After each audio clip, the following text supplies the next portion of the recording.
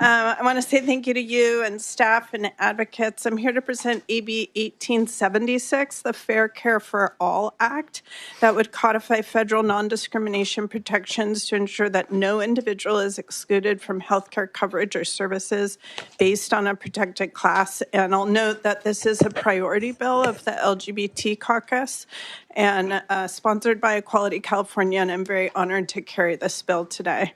Since taking office last year, President Trump has continuously used inflammatory and blatantly false rhetoric to scapegoat transgender individuals as an attempt to justify the rollback of broader civil rights protections in healthcare. And this includes directing the Department of Health and Human Services to review the legality of non-discrimination protections in the Affordable Care Act. And I want to underscore what a dangerous precedent this is.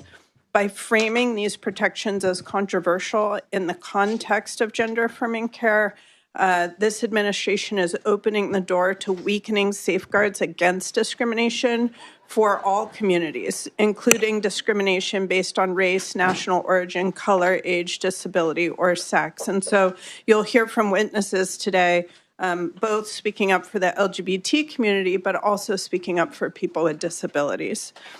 AB 1876 will take proactive steps to codify non-discrimination provisions of the Affordable Care Act into state law. So the bill does not require providers to expand services or coverage. It just ensures that if an insurance provider covers a prescribed service for one patient population, that they would also cover the same service for all patient populations who need that care. So joining me to testify today are Evan Firm, Public Policy Advocate with Disability Rights California, and Craig Pulsifer from Equality California. Thank you. Good morning, Chair and members. Craig Pulsifer on behalf of Equality California, proud co-sponsor of this bill, and appreciate Assemblymember Addis's leadership on this. AB 1876 is a straightforward measure.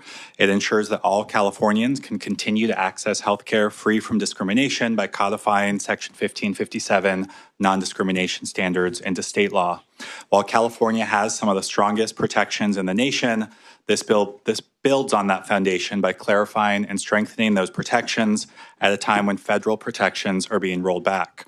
The bill makes clear that health plans and insurers cannot deny coverage or benefits based on race, national origin, disability, or sex, or use discriminatory benefit designs or limitations, and it clarifies that discrimination on the basis of sex includes gender identity, sexual orientation, pregnancy, sex characteristics, and sex stereotypes. At a time when access to health care and non-discrimination protections are under threat at the federal level, AB 1876 provides additional clarity and continuity here in California. It also importantly strengthens protections for LGBTQ people, people of color, those with disabilities, and people with limited English proficiency who continue to face systemic barriers to care. AB 1876 simply reinforces and strengthens protections California already provides, ensuring that they remain clear, and I respectfully urge your aye vote. Thank you.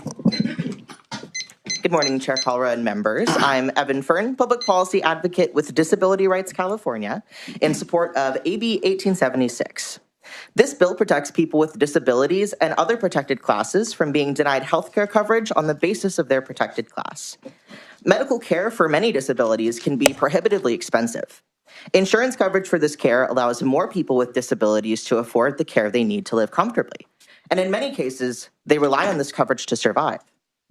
Thankfully, California already has many strong protections for people with disabilities that go above and beyond federal law. However, in the face of historic cuts to healthcare services and potential new rollbacks affecting access to healthcare, California has the opportunity to strengthen and build on these protections. Section 1557 of the Affordable Care Act includes protections against discrimination in healthcare coverage. These are especially important for people with disabilities and those with serious or chronic conditions who rely on regular medical care. Many people with disabilities also have identities that intersect with other protected groups, like people of color, women, the LGBTQ community, and people with limited English proficiency. Codifying Section 1557 into California state law ensures that these existing protections remain in effect here, even if they are repealed by the federal government. People with disabilities deserve equal access to health care that covers the medical appointments, prescription medications, and essential medical equipment needed to manage their disabilities and maintain their quality of life. AB 1876 provides an added layer of legal protection against discrimination on top of strong California law. For people with disabilities and other marginalized communities trying to access healthcare coverage, maintaining this protection is vital.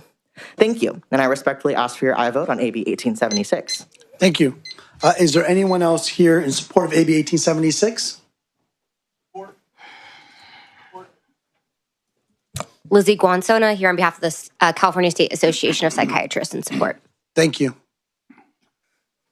Good morning. Angela Pontes on behalf of Planned Parenthood Affiliates of California, co-sponsor and support. Thank you.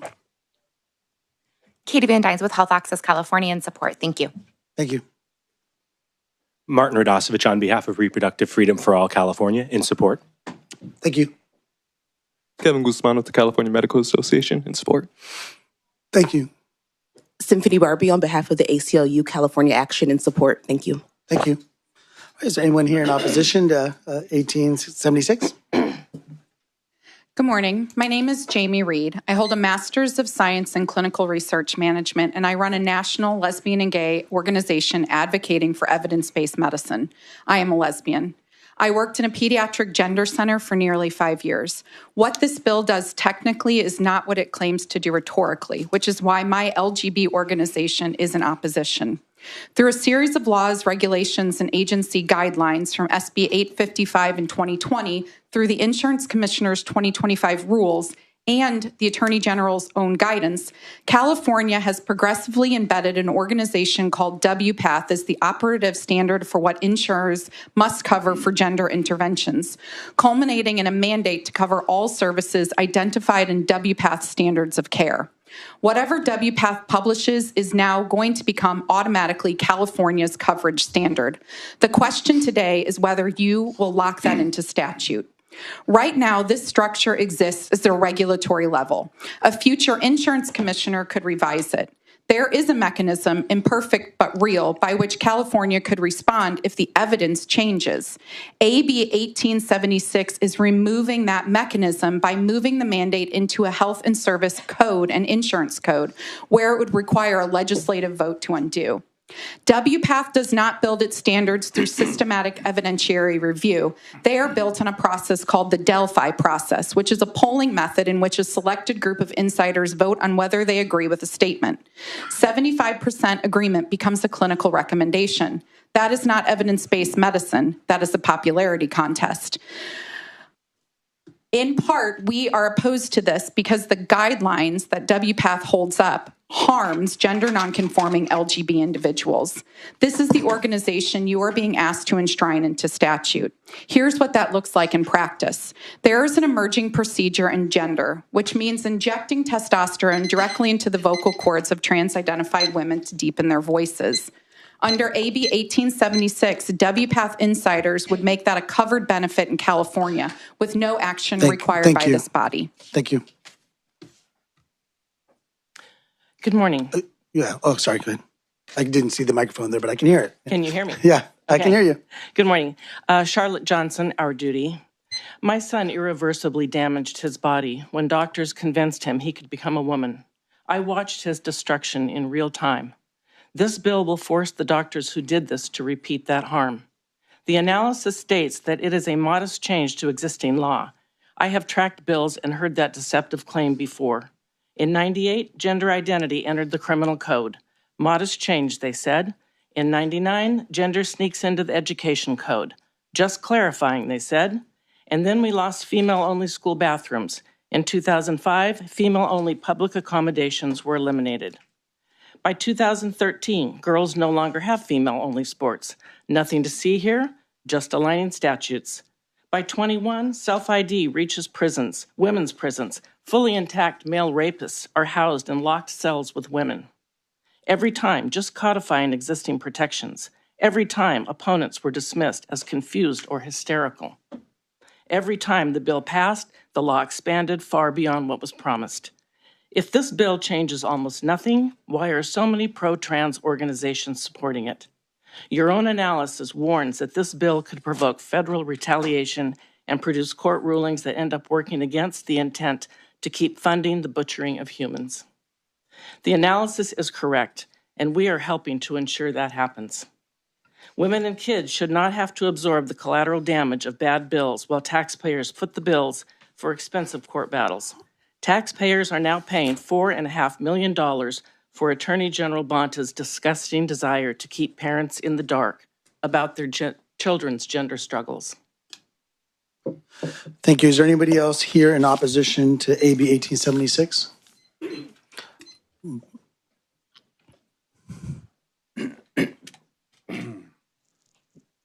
Beverly Talbot from San Francisco on behalf of Democrats for an Informed Approach to Gender, Lesbian, Gay, and Bisexual Courage Coalition, and Women Are Real in strong opposition.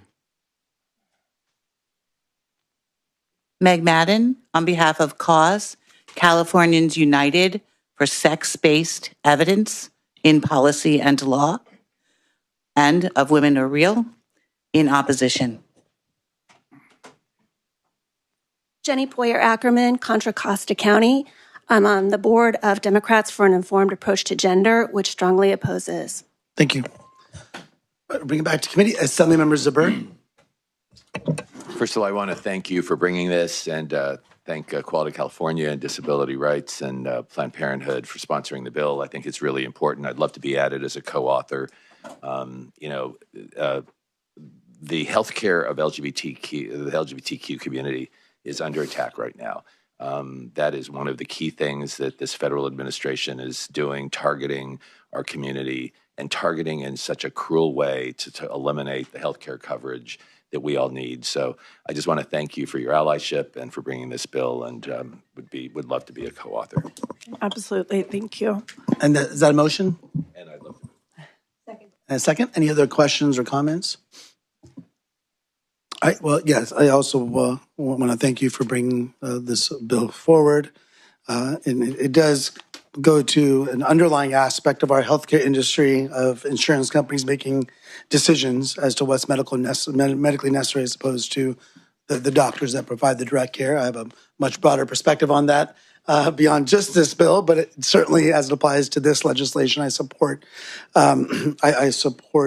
codifying the non-discrimination protections, especially given what we're seeing at the federal level. Would you like to close?